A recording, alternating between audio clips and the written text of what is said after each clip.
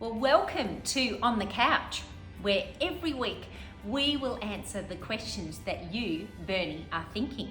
So, questions like what do you do at council? Who looks after the highways? Who does the mowing of the grass in the median strip of the highways?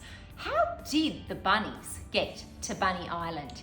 We're going to be answering all of those questions and more. So, tune in every week to On the Couch.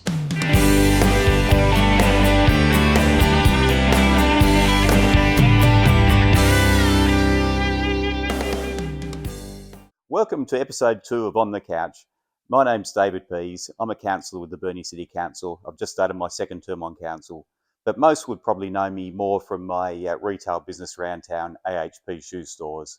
We're a 98-year-old business. I'm the third generation there, so we're quite a familiar name and face around the town. So this week's question for On the Couch is, what does council actually do? So most people think straight away roads, rates and rubbish, and the three R's. And really, that is a large part of what we do. And that's a lot of the ongoing, everyday part of it. But really, there's a lot more involved in council as we look forward to progress the city. And that very much comes down to our strategic direction. So next week, we're actually launching our 20-year strategic plan. That's the initial document we'll put out to the public looking for community feedback. And it's really important that the community gets involved with this because it will shape how our city goes over the next 20 years. We've got some really big things in the pipeline that there'll be some announcements hopefully very soon, but there's still a lot of feedback and a lot of input that we need from the community. So this is a really important little stage we're at in the city's history, really. As part of that, a few parts that people would already know are the development of the cultural precinct. So the reimagining of the Burnie Arts and Function Centre, if you like. There is a lot of input from the federal government. And so we've been fortunate as a community that we don't have to contribute the whole lot, but this will be an asset for the whole Northwest, not just for the Burnie area. Another project that people that may not be aware of yet is the Gateway project. So we're looking to actually improve the entrances to the city, both to the east, the west and the south. That ties in as well with our CBD revitalisation plan. And CBDs the world over have changed. They're not just retail centres anymore. They're actually meeting places and entertainment places. So we need to make our CBD more user friendly. And so we're undertaking that process at the moment. But we think there's real opportunities to link the Arts and Function Centre, link the foreshore into the CBD to make it a really attractive, great place for people to want to meet and just an area that people want to be in.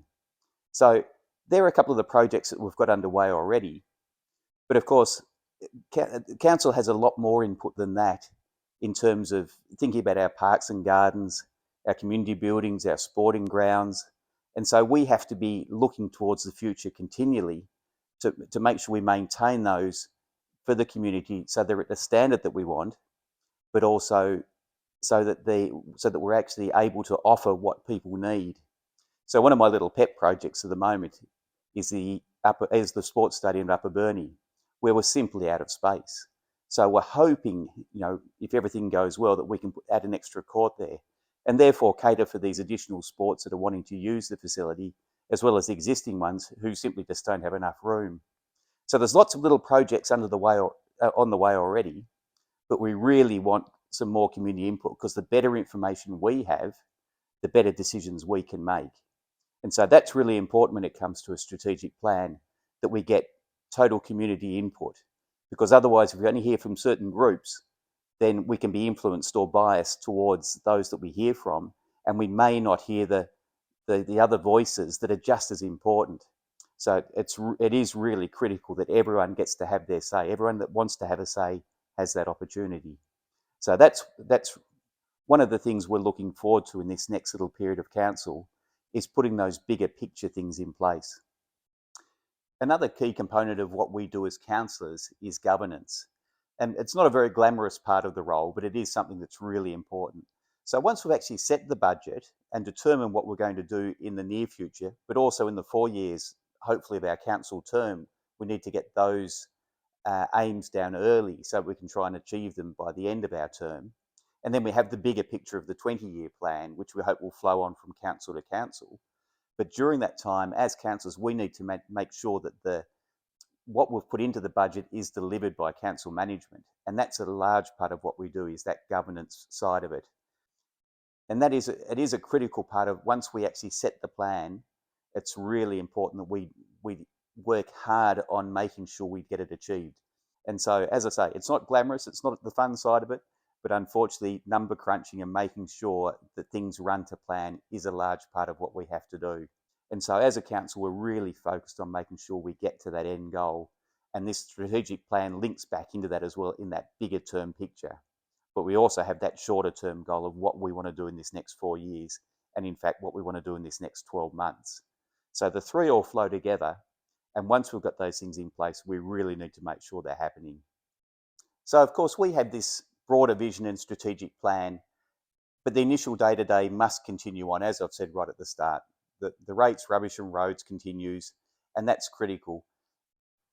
The repair work that's suddenly needed because we've had a breakage somewhere or a link that takes a lot of time and effort. And so it's a really valuable resource our council have through their works crew and through the entire council staff that enable us to get to these goals that we're striving for, because it really is a grand case of competing priorities and a very small workforce trying to achieve them.